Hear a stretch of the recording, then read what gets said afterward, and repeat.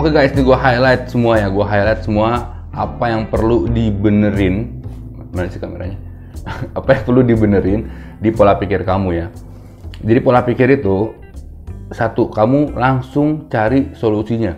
Banyak banget di kamu yang terjebak di kamu cari kenapa, ini kenapa, ini kenapa, ini kenapa, terus akhirnya solusinya nggak dapet. Ingat, rubah pola pikir tuh. Kebanyakan dari kamu pasti masih mencari kenapa gue kena. Oke, itu jangan lagi. Sekarang kamu fokus cari solusinya. Jadi setelah kamu tahu penyakitnya apa, fokus cari solusinya gimana nih. Nah, habis itu kamu langsung kerjain, gak usah mikir. Udah caranya apa, udah langsung kerjain.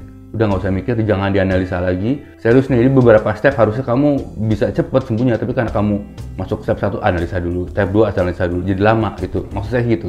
Jadi pola pikirnya dirubah ya. Dan jangan ada lagi yang cuman masuk ke grup, ada yang sama kayak gue nggak? Gue ngerasa gini. Ada mbak saya juga, ada mbak saya juga. Ya dia lega, udah kabur. Nggak sembuh guys. Ya, itu nggak sembuh. Harusnya ada nggak yang kayak gue, ada, oke cara sembuhnya gimana, gini, ya udah langsung gitu, udah cukup, oke, harusnya begitu. Video yang sebelumnya udah saya jelasin bahwa kamu nggak akan bisa sembuhin anxiety jika kamu masih punya masalah hidup kamu yang mengganggu. Jadi anxiety ini harus benar-benar fokus nyembuhinnya. Jadi kamu nggak boleh stres di tempat lain, kamu hanya boleh stres ya gara-gara anxiety.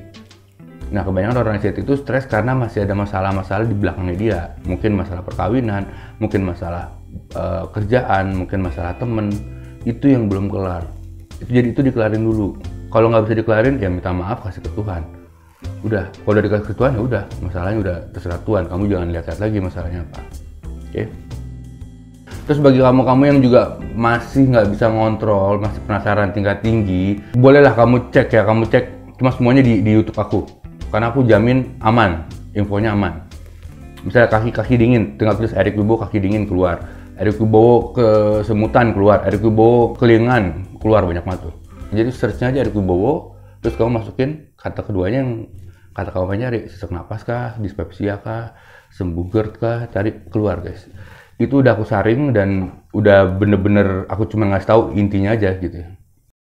Jangan lebay ya, berarti kalau bisa kamu jangan negative thinking. Kalau kamu mikir tetap lebay, tetap negative thinking, ya udah untuk sementara nggak usah mikir. Nggak usah mikir dulu aja, jalanin aja dulu, mikirnya belakangan. Oke? Ganti, rubah pola pikir diganti. Ingat tuh, pola pikir diganti menjadi orang yang seperti itu. Oke? Nah, terus saya mau ngingetin ini, bahwa untuk sembuh dari anxiety ini, intinya adalah kamu harus naikin experience. Kalau kamu sering main game kan, di sini ada experience kan. Experience itu harus kamu naikin. Experience itu bukan di sini, tapi di sini. Ya, kalau kamu sering kasih soal ke otak kamu makin jago. Jika kamu sering kasih soal ke hati kamu makin jago. Masalahnya hati kamu jarang kamu kasih soal. Dan kamu mesti seperti itu agar merasakan. Jadi untuk anxiety, bang saya takut keluar rumah. Kamu merasakan di luar rumah kayak apa? Jadi apa ya? Kamu mesti rubah pola pikir bahwa yang tadinya kamu fokus ke sensasinya anxiety, itu kamu rubah menjadi fokus ke cara sembuhin anxiety-nya gitu. Yang aku sering baca di komen adalah kalau nggak masalah perut, dispepsia, masalah psikosomatik, itu doang yang kamu ributin sebetulnya. Dan aku bilang udah itu nggak usah, lo nggak usah fokus sana, pola pikir dirubah, fokusnya ke cara nyembuhin anxiety-nya. Karena kalau anxiety sembuh, psikosomatik sembuh, lambung kamu sembuh. Gitu, oke? Jadi pola pikir dirubah di situ guys. Ini penting banget nih, rubah ini. Oke, terus stress response kamu juga mesti dibagusin. Jadi kalau ada masalah baru, kamu ngeresponnya mudah. Gitu. Stresnya itu dari mana? Kalau emang beneran ada di depan mata, emang ada tugas yang bikin stres, ya kerjakan. Langsung kerjakan, jangan ditunda-tunda. Tunda-tunda itu sifat anxiety juga ya. Udah ada di playlist sifat anxiety.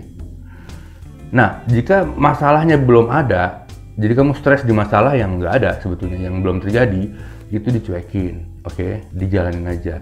Stresnya nanti aja kalau udah kejadian, gitu, oke? Ingat, gitu cara stress respon, dan masih gue akan bahas ini di video lainnya. Oke, dan yang paling penting ada 3 hal guys ya. Nomor 1, awareness tinggi. Dari awal gue buat video ini, dari semua metode adalah awareness.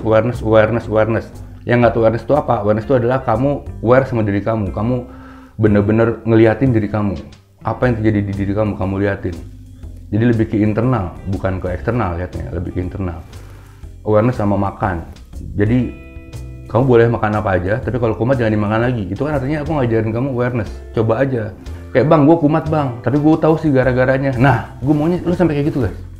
Karena begitu lu udah tahu kumatnya gara-gara apa, itu sudah bisa diartikan anxiety lu udah mulai sembuh. Karena lu tahu, bang gue kumat bang, karena tadi nggak makan sih. Bang gue kumat bang, karena emang lagi ada banyak masalah di kantor sih. Itu orang-orang yang sudah awareness. Gitu. Itu yang gue pengen gitu. Makanya gue kasih tahu semuanya agar lu awareness. Gitu. Dan ini pola pikir yang kemarin dua video itu gunanya untuk menjadikan lo awareness bahwa ada sifat-sifat seperti ini yang lo mesti aware. Bahwa jika ini kelepas, ini bisa mengganggu mental lo. Gitu.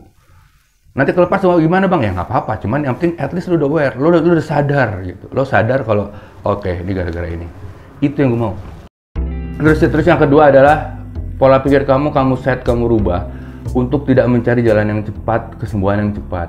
Karena yang bikin sembuh itu adalah prosesnya yang bikin sembuh, bukan apa-apanya, tapi prosesnya, proses kamu ngejalanin recovery anxiety ini, gitu. Jadi kalau kamu anggap main game, kamu nggak bisa langsung main sama bos besarnya, nggak bisa. Kamu harus jalan dulu, baru ketemu bos besarnya, baru perang di situ. Dan sama seperti di game, yang bikin kamu bisa ngelawan bos adalah karena kamu sudah latihan di jalan-jalan sebelumnya. Gitu. Jadi yang dibutuhkan tuh prosesnya.